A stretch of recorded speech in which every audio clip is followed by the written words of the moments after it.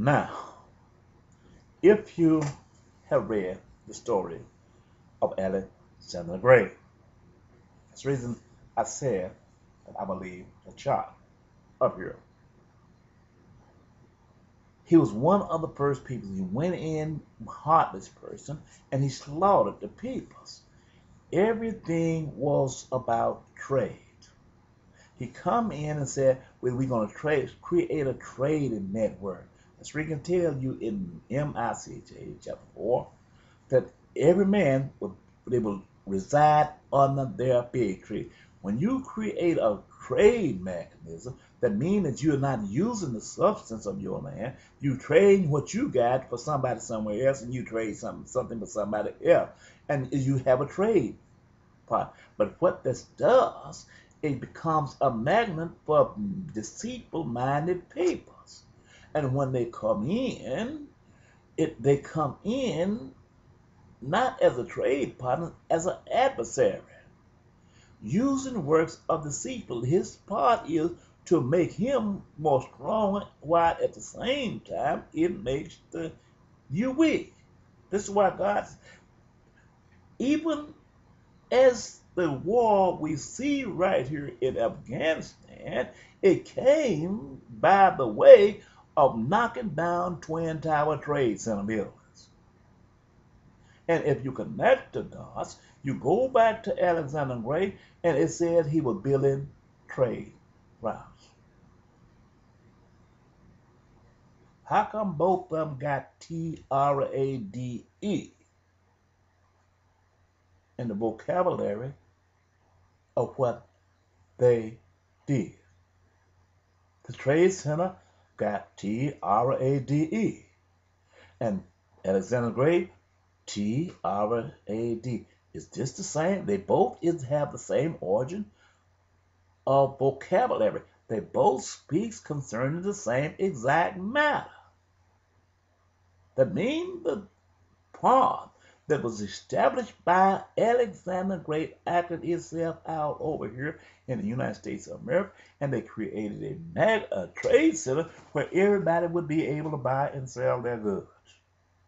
And they put the empire not in the habitat where God had placed his people, but the habitat became placed in the United States as the Twin Tower World Trade Center, making the man of the Gentile ruler over all world trade organizations, where he allowed people to buy and sell their good only if he agreed so, because he made it a custom to the United Nations that give people the authority to buy and sell only as he will or may. If it's something that he saw and he didn't approve of, you couldn't buy and sell your goods. Spoken of in Revelation chapter 13. God created this earth from the foundation of the world, and he spoke to Adam and Eve, told him what to do, how to do it. He never said created a World Trade Organization. It was not that. When nations began to grow, the evil men used the World Trade Organization to exploit the weaker of the nation, and the man with the biggest gun and the greatest war, he became the dominant nation of the entire world and became the superpowers of the earth, and everything when his judgment and his ruling, he always ruled in his favor, and he excluded the poorest of the nation. That's why God created this. He had created a justice for the earth. And that had to come through the way of someone that had the heart and thought like God. And this had to come through the way of Jesus Christ. But what happened? The Gentiles, who had created this trade mechanism, they despised Jesus, because Jesus was going to take away their industrialized and divide everything equally. He's going to take away their status quo of being a great nation and bringing who they became as mountains towering over the valley. And he was going to make an equal playing field by cutting down the mountains, bringing the rich man down equal to the poor man. This was not the language that the Gentiles had set in mind when they first began to shed the blood of peoples to become a dominant people, a dominant nation. Their intent was to make their nation be the greatest nation upon the earth, and if anybody had to die and anybody had to suffer the wrath of the famine, it had to come by the way of the poor man first, because he had no bargaining power, because the greatest sword, the greatest weapon, rules. With the greatest sword and the greatest weapon, a lie becomes the truth, and the truth becomes a lie. Justice would give way to unjust. This is the way it was. The loudest voice to speak in the ears of the peoples would become from the man who had the most sinister mind. This is the way it is. This is, but we as peoples, we look as if we ourselves in a delusion, as if it couldn't happen to us.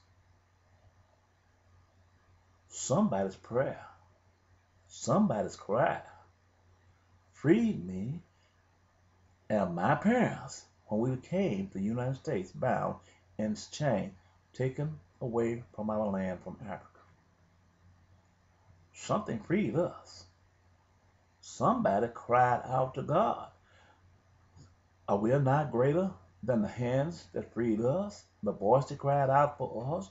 Should we not pay this out to the next generation of the peoples, the poor upon this earth? Should we get here and we gain our freedom here in the United States of America and hold our tongue? And just as long as it's not happening to us, and even though the same prayers that came out, the people took chances and prayed for us, the same words that people gave their life for speaking out for us when we couldn't speak out for ourselves. And how can we at this point in this time and age stand and look at the iniquity going on against God's peoples and hold our tongue in silence as if it's not happening? How can we? Where's the Christian? We're not vigilant enough. And as we are not vigilant enough, this creature, he gonna do it just as much as he please.